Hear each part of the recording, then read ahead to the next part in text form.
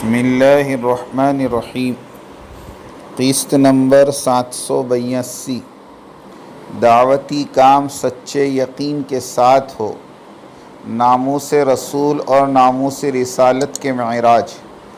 دعوتی کام اور اس کا اسلوب۔ الحمدللہ الحمدللہ وحدہ والصلاة والسلام علی من لا نبی بعدہ، اما بعد۔ دعوتی کام کامل یقین کے ساتھ ہو، جس طرح روز مرہ کے تجربات اور واقعات اور احادثات یقین کا درجہ رکھتے ہیں۔ مثلاً کھانے سے بھوک کے مٹنے کا یقین، پینے سے پیاس کے بجھنے کا یقین، بکری سے بکری کا بچہ اور انسان سے انسان پیدا ہونے کا یقین ہے۔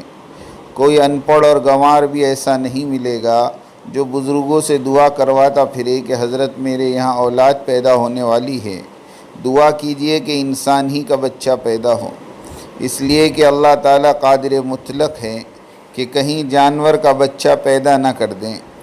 اس طرح کا واقعہ کبھی پیش نہیں آیا ہوگا، اس لیے کہ اس گنوار کے تجربے میں یہ بات شامل ہے کہ انسان سے انسان ہی پیدا ہوتا آ رہا ہے، اس لیے اس طرح کی دعا یہ گنوار ہرگز نہیں کروائے گا۔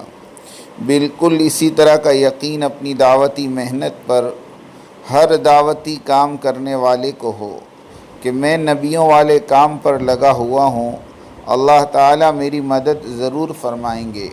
ان تنصروا اللہ ینصرکم ویثبت اقدامکم کا خلاصہ یہی ہے۔ حالات مخلوق ہیں، بدلتے رہتے ہیں، دل کا یقین بدلنے نہ پائے۔ حالات کو دیکھ کر دعوتی کام میں پھنس جانا یہ داعیوں کا شیوا نہیں، اور حالات میں گھر اسباب میں پھنس جانا یہ داعیوں کا نہیں بلکہ اور لوگوں کا شیوا ہے۔ ان تنصروا اللہ ینصرکم ویثبت اقدامکم کا خلاصہ یہی ہے۔ حالات مخلوق ہیں، بدلتے رہتے ہیں، دل کا یقین بدلنے نہ پائیں۔ حالات کو دیکھ کر دعوتی کام میں پھنس جانا یہ داعیوں کا شیوا ہے، اور حالات میں گھر کر اسباب میں پھنس جانا یہ داعیوں کا نہیں بلکہ اور لوگوں کا شیوا ہے۔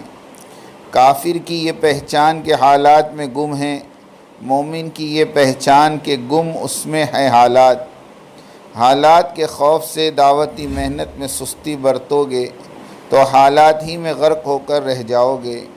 حالات میں گھر کر اپنی بسی بسائی دنیا کو دعوتی کام میں ارادتاً اجاڑو گے تو اللہ تعالیٰ ارادتاً تمہاری دنیا کو بنائے گا۔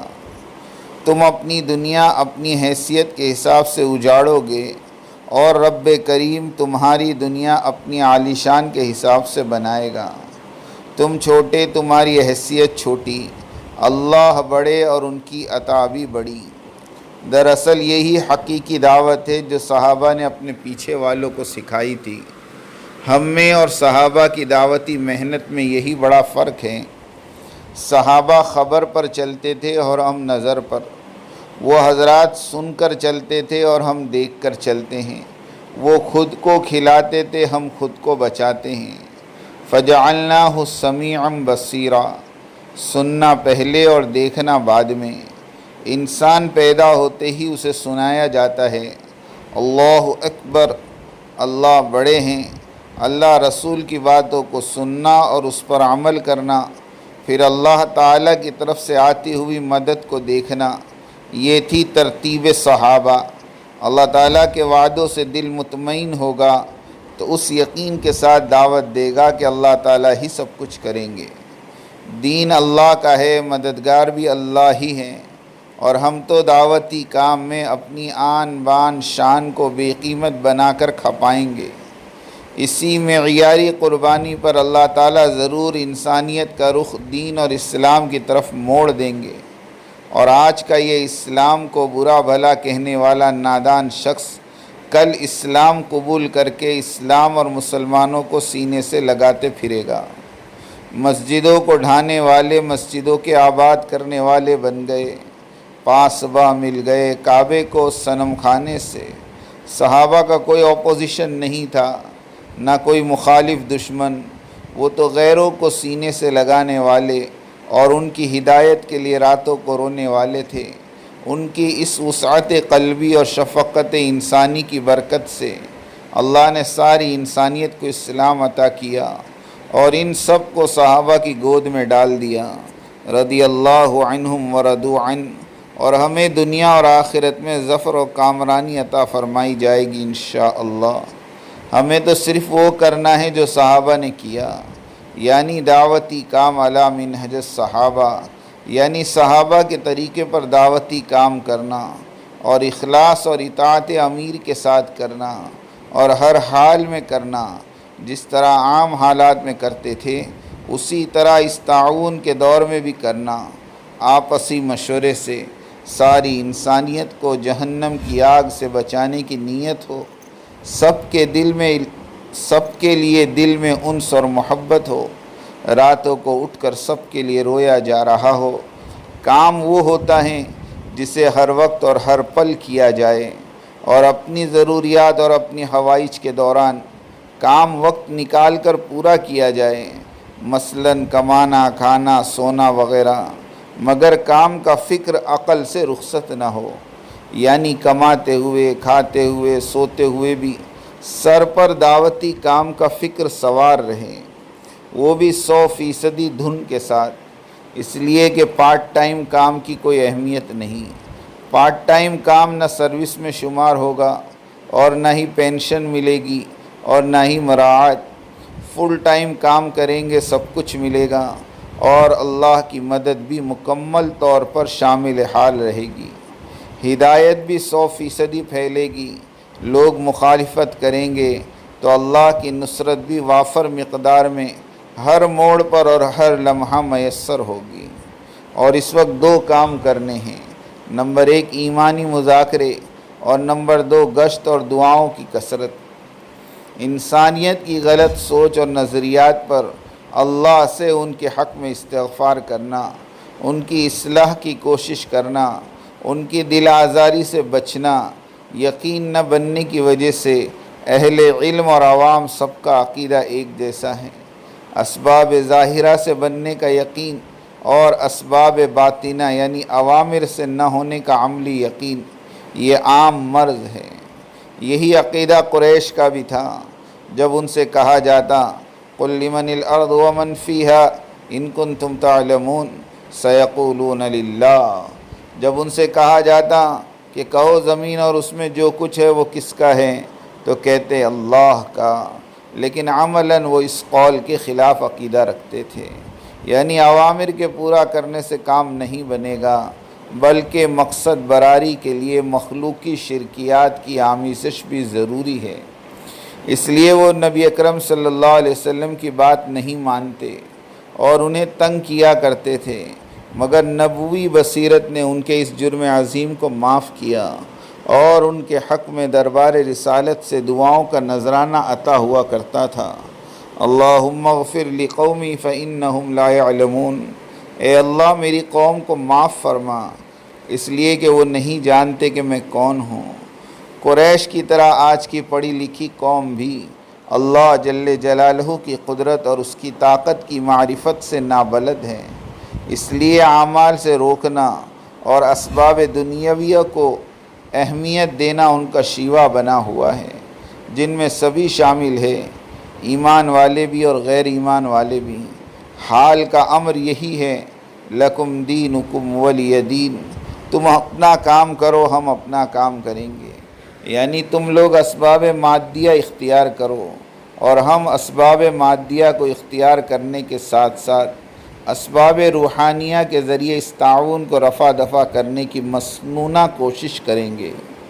داعی کی دعوتی مہم کی انتہا کبھی نہیں ہوتی، اس لیے انسانیت کے ساتھ قول اور فعل میں وہ حسن سلوک اپنایا جائے تاکہ تدیر رشتہ امت دعوت اور امت اجابت برقرار رہے اور دعوتی مواقع معدوم اور مسدود نہ ہونے پائے۔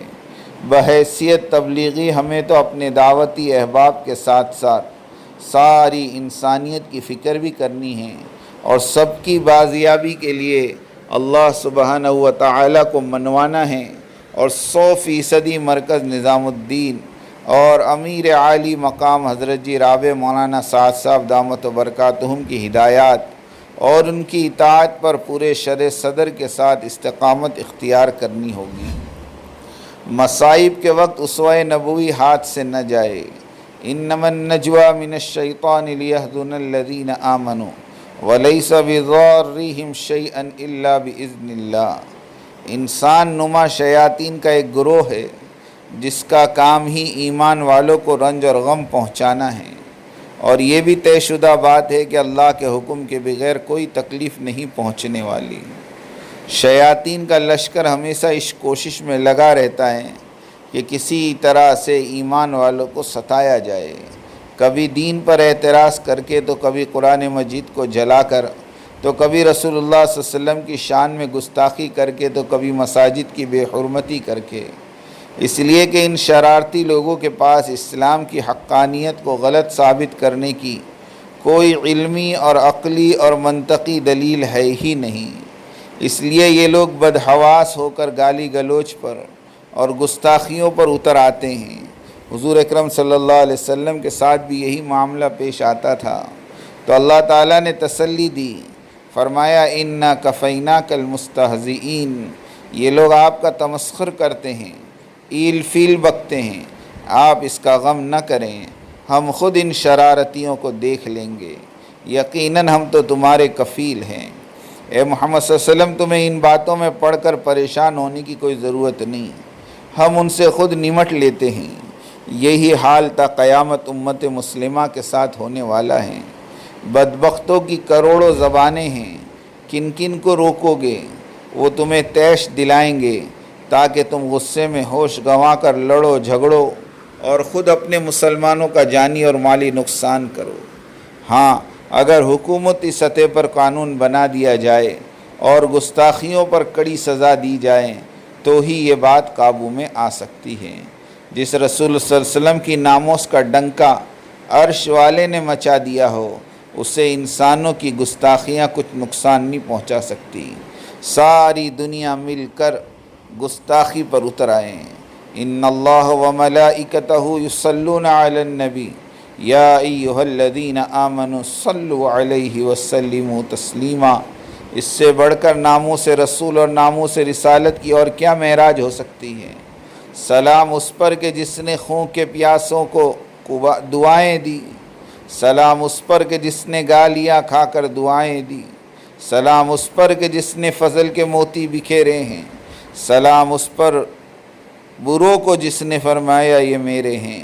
اللہ ہمیں اس اسوہ محمدی پر عمل کرنے والا بنائیں اور ساری انسانیت کو ہدایت سے نوازے۔ آمین۔ وآخر دعوانا ان الحمد للہ رب العالمین۔